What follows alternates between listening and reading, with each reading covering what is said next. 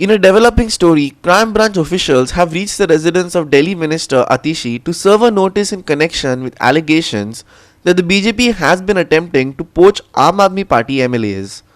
Sources reveal that Atishi was not present at a residence when the officials arrived, but the minister had directed her office staff to receive the notice.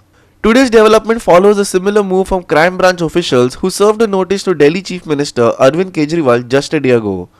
Kejriwal has been asked to respond within 3 days regarding his claims that the BJP tried to poach 7 AAP MLAs. Atishi, like Kejriwal, is also facing the probe into these serious allegations. Sir आप है senior most officer यहाँ पे, आपका नाम क्या है? Sir ACP Pankaj Arora sir अंदर आ जाए। नहीं कोई नहीं, बात कर लीजिए। अंदर आ जाए सर। नहीं आपको कुछ हैंडओवर करना है? हाँ सर हैंडओवर करना है, बट सीसीएम साहब से मिलकर कुछ रिक्वेस्ट करना है सर। नहीं ये क्या है ये? नहीं ये किस चीज़ के लिए हैंडओवर करना है? सर आप अंदर आ जाएंगे। नहीं कोई बात नहीं, बात कर लीजिए, इसमें कोई आपत्ति नहीं है। सर आप कानून के तहत आ रहे सर मेरे को नहीं, मुझे ये बता दीजिए किस कानून के तहत आपको पर्सनली सीएम को हैंडओवर, किस कानून में लिखा है कि पर्सनली सीएम को हैंडओवर करना है? सर आप एक मिनट अंदर आ जाएंगे सर, मैं मीडिया के सामने इंटरव्यू दे रहा हूं। नहीं इंटरव्यू बात नहीं है, देखिए अगर कानूनी काम कर रहे हैं तो इसमें कोई आपत्ति नहीं होनी चाहिए। नहीं किस कानून के तहत आप देना चाहेंगे? सर मैं सर को किस कानून में लिखा है कि पर्सनली चीफ मिनिस्टर के हाथ में आपको ये देना है? सर आप अंदर आ जाएंगे तो नहीं देखिए अगर किसी कानून में नहीं लिखा है तो मतलब साफ है आपको केवल यहाँ पे नौटंकी करनी है। यू हैव टू एक्सप्लेन मेरे को आपको समझाना होगा कि किस कानून के तहत आपको सीएम को पर्सनली हाथ में देना चाहिए। ईडी के समन्स ईमेल में आते हैं, कानून के समय समझा दूंगा।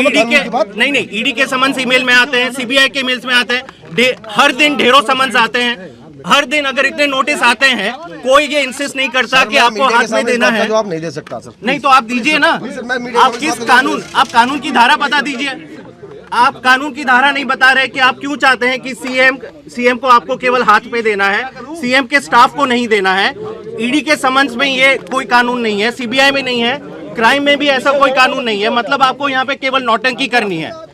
सर मैं मीडिया के सामने बात कर रहा हूं, मुझे कानून की धारा बता दीजिए सर।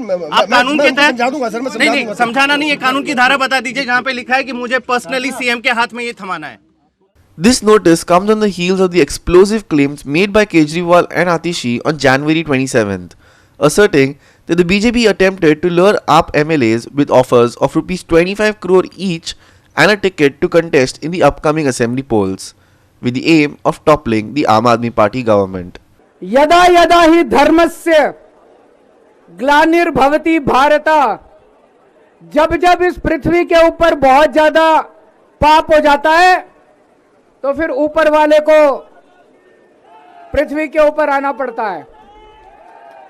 तो ऊपर वाले को पृथ्वी पे आना पड़ता है का मतलब यह नहीं कि भगवान को आना पड़ता है। भगवान अपने तरीके से ऊपर आसमान में बैठ के झाड़ू चलाता है। जगह जगह से खबर आ रही है, हमारे एमएलए को जेल में डाल दिया, हमारे काउंसलर्स को जेल में डाल दिया, हमारे वॉलंटियर्स को जेल में डाल दिया, जो जनता आ रही थी उनको जेल में डाल दिया। ये तो कोई ठीक बात नहीं है, ये तो गलत बात है। तो दिल्ली में भी 2 बार Bharatiya Janata party operation lotus करने की कोशिश कर चुकी है।